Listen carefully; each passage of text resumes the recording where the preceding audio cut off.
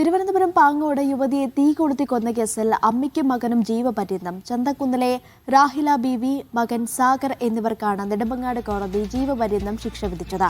പഴവില സ്വദേശിനി സിന്ധുവിനെ തീ കൊളുത്തി കൊലപ്പെടുത്തിയ കേസിലാണ് വിധി. സുനിൽ ഐസക് വിവരങ്ങൾ നൽകും. സുനിൽ, എന്തൊക്കെ നിരീക്ഷണത്തിന്റെ അടിസ്ഥാനത്തിലാണ് കോടതിയുടെ വിധി? നെടുമങ്ങാട് SC/ST കോടതിയുടേതാണ് ആ വിധി. പാങ്ങോട് ചന്തക്കുന്ന് കോളനിയിലെ HRS മൻസിലിൽ റാഹില ബീബി, മകൻ സാഗർ എന്നിവരാണ് കുറ്റക്കാരാണെന്ന് കണ്ടെത്തുകയും ശിക്ഷ വിധിക്കുകയും ചെയ്തിരിക്കുന്നത്.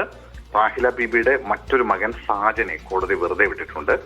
2016 നവംബർ 9 രാത്രി 12 ഈ സംഭവം ഉണ്ടായത്. പാങ്ങോട് പഴവിള അപ്പൂപ്പൻപാറ സ്വദേശിനി സിന്ധുവാണ് കൊല്ലപ്പെട്ടത്. സിന്ധുവിനൊപ്പമായിരുന്നു സാജൻ താമസിച്ചിരുന്നത്. സംഭവ ദിവസം പാങ്ങോട് ചന്തക്കുന്നിലെ വീട്ടിലേക്ക് സിന്ധുവിനെ വിളിച്ചു വരുത്തി 11 വയസ്സുള്ള മകളുടെ മുന്നിൽ വെച്ച് റാഹില ബീബിയും മക്കളായ സാഗറും സാജനും ചേർന്ന് മണ്ണെണ്ണ വെച്ച് തീ കൊളുത്തിയെന്നായിരുന്നു പ്രോസിക്യൂഷൻ കേസ്. മെഡിക്കൽ കോളേജ് ആശുപത്രിയിൽ ചികിത്സയിലിരുന്ന സിന്ധു 17-ാം തീയതി മരിച്ചു. സിന്ധുവിന്റെ മരണമൊഴി കോടതി രേഖപ്പെടുത്തിയിരുന്നു. കൂടാതെ സിന്ധുവിന്റെ 11 വയസ്സുള്ള മകളുടെ മൊഴിയും നിർണായകമായി.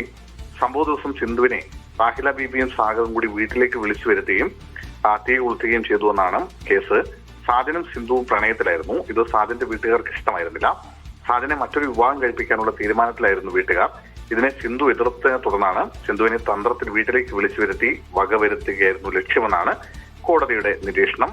എന്തായാലും പൊള്ളലേറ്റ സിന്ധു റോഡിൽ കയറി കൂടെ ഉണ്ടായിരുന്ന ആളുകളെ വിളിച്ചു വരുത്തുകയും ഒക്കെ ചെയ്തു. 5 സാക്ഷികളായിരുന്നു ഇതിനകത്തുണ്ടായിരുന്നത്. പക്ഷേ ഇതിൽ 5 പേരും കൂറുമാറി.